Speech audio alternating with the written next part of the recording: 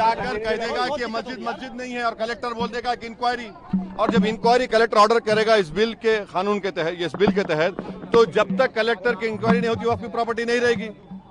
यही होगा ना।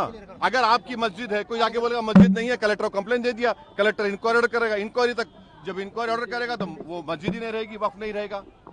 दिल्ली में 123 प्रॉपर्टीज हैं जिसको दिल्ली वक्फ बोर्ड कहता है हमारी है और गवर्नमेंट बोलती है हमारी है। पार्लियामेंट सामने की मस्जिद आप देखते हैं ना, वो सरकार कहती है हमारी प्रॉपर्टी है, कल कलेक्टर ऑर्डर करेगा और नोटिस लगा देगा गवर्नमेंट प्रॉपर्टी। वही तो कर रहे हैं। और हिंदू धर्म में, सिखों के धर्म में, जैन धर्म में, बौद्ध धर्म में उनके जो मजहबी बोर्ड्स हैं उसमें तो कोई उन्हीं का मजहब का नहीं बन सकता है। यहाँ पर आप कैसे बना रहे हैं फिर, और ज्यादा बना सकते हैं क्या?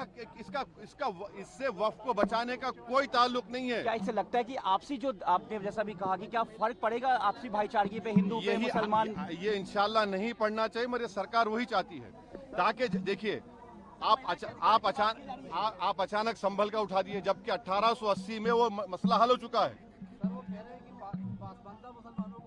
अरे भाई, पासमानदा मुसलमान का, आपका एक मुसलमान का एमपी नहीं है? बेशर्मी की भी कोई हद होती है यार। तुम एक एमपी को नहीं बना सकते? लोकसभा में कितने एमपी है तुम्हारे पास? कितने तुम्हारे पास मंत्री हैं बताओ, मिनिस्टर है?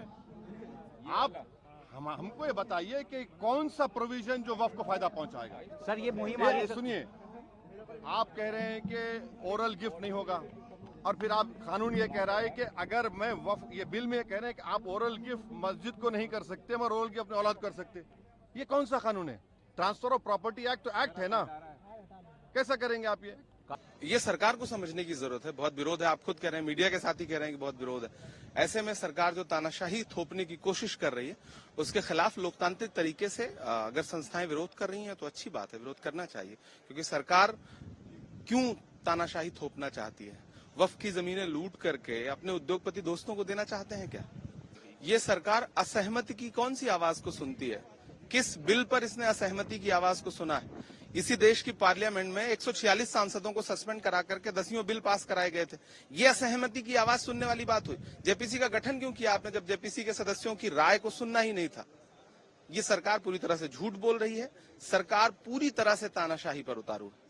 प्रधानमंत्री जी ने क्या कहा है कि हमने जिन हालात में सत्ता संभाली थी, महत्वपूर्ण यह है कि सत्ता संभालने के बाद जो हालात उन्होंने पैदा किए उसको पूरा देश जानता है। देखिए, सरकार का जो हमने बार बार कहा है कि 1995 का कानून अपने आप में पूरा था, उसमें कोई कमी होती तो आप करते। आपने तो सारा का सारा ही बदल दिया, पूरा छोड़ दिया आपने। सब बर्बाद करने की तैयारी है, पूरा बर्बाद कर देंगे, कुछ छोड़ेंगे नहीं है।